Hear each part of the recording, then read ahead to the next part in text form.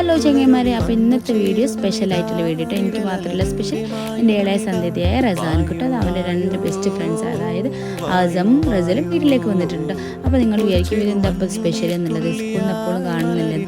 പക്ഷേ അവർ LKG മുതലുള്ള friends ആട്ടോ. അപ്പോൾ സെക്കൻഡ് സ്റ്റാൻഡേർഡിൽ 2 പഠിക്കുന്നത്.